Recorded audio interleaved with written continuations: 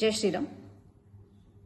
టాలీవుడ్ ఇండస్ట్రీకి సంబంధించి ఒక ప్రముఖమైన కొరియోగ్రాఫర్ షేక్ జానీ బాషా, జానీ మాస్టర్ అని పిలువబడే ఒక కొరియోగ్రాఫర్ సెక్షువల్లీ అసాల్ట్ చేస్తున్నాడు అని చెప్పి ఒక జూనియర్ కొరియోగ్రాఫర్ పోలీస్ స్టేషన్లో కంప్లైంట్ ఇచ్చినప్పటికీ ఇంతవరకు పోలీస్ యంత్రాంగం కానీ రాష్ట్ర ప్రభుత్వం కానీ దానిపై స్పందించకపోవడం చాలా దురదృష్టకరమైన విషయం.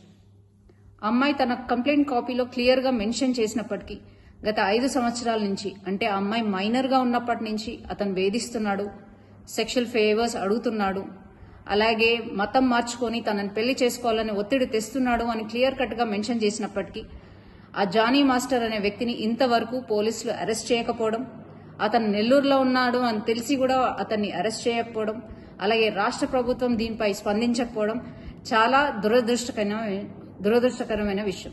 ఇది క్లియర్ కట్గా లవ్ జిహాద్ కేసు.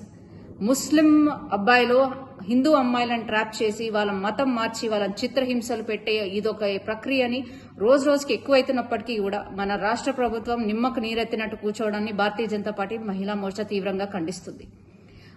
రోజు రోజుకి రాష్ట్రంలో అత్యాచారాలు అన్యాయాలు పెరుగుతున్నప్పటికీ మన సీఎం రేవంత్ రెడ్డి గారు, కేర్ ఆఫ్ హోమ్ మినిస్టర్ గారు నిర్లక్ష్య వైఖరిని మేము తీవ్రంగా ఖండిస్తున్నాం. ఇది వెంటనే లవ్ జిహాద్గా కేసుగా తీసుకోవాలని, అలాగే ఆ అమ్మాయికి వెంటనే న్యాయం జరగాలని, న్యాయం జరిగే విధంగా భారతీయ జనతా పార్టీ మహిళా మోర్చా తనకు అండగా ఉండి ఆమెకి న్యాయం చేసే విధంగా పోరాడతామని, దీన్ని ఎటువంటి పక్షపాతం వహించకుండా ఈ కేసు సాల్వ్ చేయాలని విజ్ఞప్తి చేస్తూ జై శ్రీరామ్.